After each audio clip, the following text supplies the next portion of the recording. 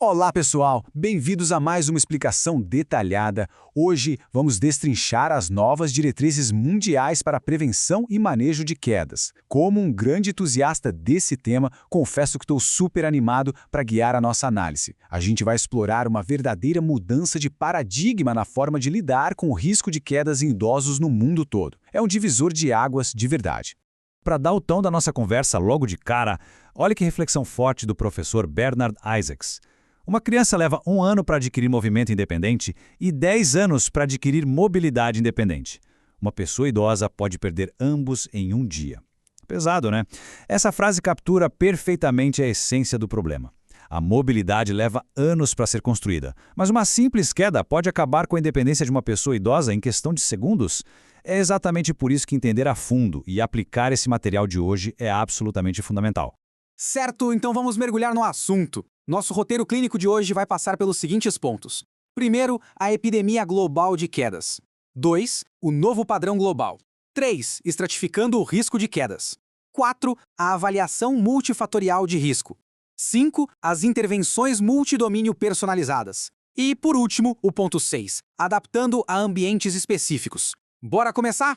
Ponto 1. A epidemia global de quedas. Uma crise crescente. O primeiro passo aqui é mudar totalmente a mentalidade. Precisamos parar de ver as quedas como um probleminha médico isolado de nicho e reconhecer que estamos diante de um desafio global gigantesco de saúde pública. Para colocar isso em perspectiva, 30%. 30% dos adultos com mais de 65 anos sofrem alguma queda anualmente. É muita gente. Mas, e aqui entra a melhor parte de todas essas pesquisas globais recentes, existe uma luz no fim do túnel. Apesar de as quedas serem super comuns, elas absolutamente não são, ou melhor, não precisam ser, uma parte inevitável do processo de envelhecimento. A prevenção é totalmente possível e viável. E tem mais, o impacto é muito maior do que só aquele momento do tombo. Só no ano de 2017, para se ter uma ideia, quase 17 milhões de anos de vida foram perdidos no mundo todo por causa de quedas. É um número que choca. Isso escancara os impactos econômicos e sociais absurdos, sem falar no intenso sofrimento pessoal que acompanha essa crise toda. O que nos leva à nossa segunda parte, o novo padrão global, os 4 Ps. As diretrizes mundiais entram aqui como a solução definitiva, aposentando de vez aqueles métodos antigos e inconsistentes que a gente via no passado. E o que são esses famosos 4 Ps? É uma estrutura de cuidado bem simples de entender, dividida em preditivo, preventivo, personalizado e participativo. O grande pulo do gato ético e clínico aqui é esse último pilar, o participativo. Os planos de ação não vêm mais como uma ordem de cima para baixo, nada disso. Eles são co-desenhados junto com a pessoa idosa, garantindo respeito total aos valores e às prioridades de vida dela. É um verdadeiro trabalho em equipe. Seguindo em frente para a seção 3, estratificando o risco de quedas, o caminho clínico. Agora a gente entra na parte prática, mão na massa de como os profissionais categorizam tudo isso. O que é muito interessante de notar logo de cara na abordagem proposta pelo Comitê Global são as 2 portas de entrada principais. Temos a busca ativa de casos, que acontece nas consultas de rotina, e a apresentação direta, que é quando a pessoa já chega ao serviço médico porque acabou de sofrer uma queda. É a partir desses 2 cenários que toda a cascata de triagem começa a rodar de um jeito super seguro e eficiente. E olha que detalhe crucial. Os adultos mais velhos quase nunca falam que caíram, a menos que alguém pergunte diretamente. Então o primeiro passo clínico é perguntar na lata sobre quedas nos últimos 12 meses. Depois, a gente faz as 3 perguntas-chave, investigando se há instabilidade ao andar ou aquele medo constante de cair. Se o alerta soar positivo, passamos para a medição real, como pegar um cronômetro e checar se a velocidade da marcha está abaixo de 0,8 metros por segundo. Com os resultados dessa triagem inicial em mãos, a classificação de risco sai na hora. Pessoas de baixo risco recebem educação e dicas práticas para se manterem fisicamente ativas no dia a dia. Mas, se a triagem aponta um risco intermediário, digamos um comprometimento de marcha ou de equilíbrio, a conduta muda instantaneamente. O protocolo exige entrar rapidinho com exercícios estruturados e direcionados de força e equilíbrio, quase sempre com a parceria fundamental da fisioterapia. Entramos agora na seção 4, avaliação multifatorial de risco. O foco da atenção médica muda completamente quando a gente fala do grupo de alto risco. Casos que envolvem uma queda com lesão grave, fragilidade prévia ou suspeita de síncope disparam o alarme na mesma hora. E isso ilustra de forma brilhante como o protocolo não deixa pontas soltas. O risco é medido cruzando várias ferramentas. Avalia-se marcha e equilíbrio com testes práticos. Rola uma desprescrição ativa de medicamentos perigosos, testes rigorosos de pressão arterial ao levantar, rastreio cognitivo estruturado e, um ponto que acho fantástico, um profissional treinado vai literalmente até a casa da pessoa para mapear os perigos no próprio ambiente. É um pente fino total. Dentro de toda essa mega avaliação, tem um fator que, no dia a dia, muita gente subestima, mas que é vital: o aspecto psicológico. Avaliar o medo e a ansiedade sobre a possibilidade de cair é essencial, gente. A literatura é claríssima ao mostrar que essa preocupação pode fazer a pessoa se autossabotar, limitando a própria mobilidade e jogando por água abaixo a adesão a qualquer tratamento sugerido.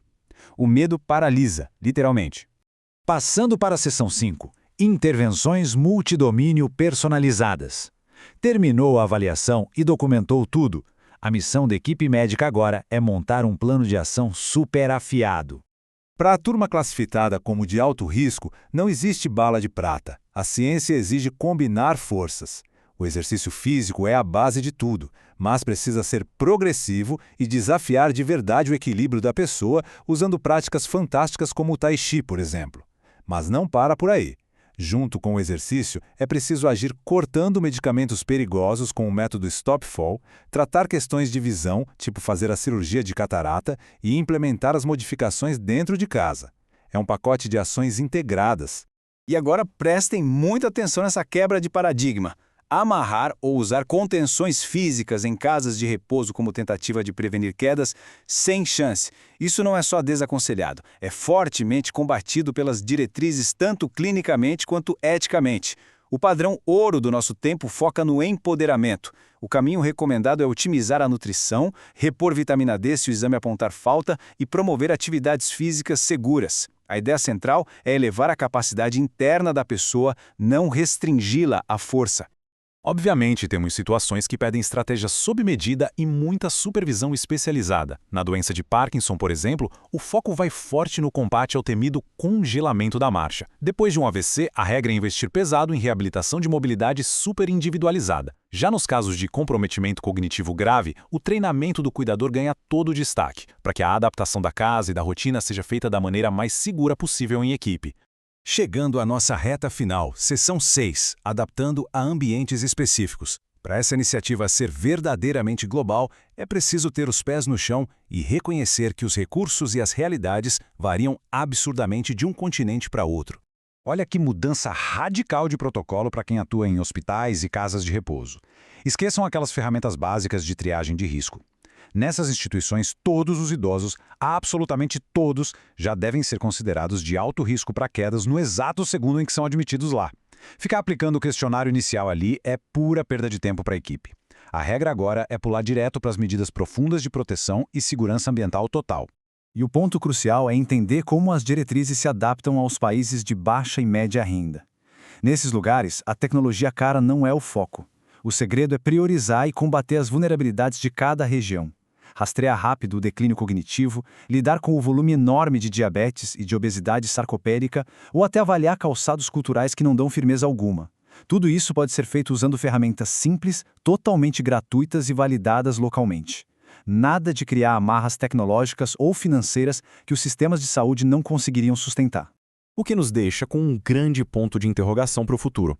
Com as sociedades envelhecendo numa velocidade assustadora, como é que os sistemas de saúde, do postinho do bairro até o hospital de ponta, vão efetivamente colocar essas diretrizes em prática para proteger a autonomia dessa população? A ciência de ponta e o roteiro clínico, bom, esses já estão documentados e disponíveis. O verdadeiro trabalho, que é colocar a mão na massa e transformar tudo isso em hábito na linha de frente, começa agora. Fica aí o convite para essa reflexão.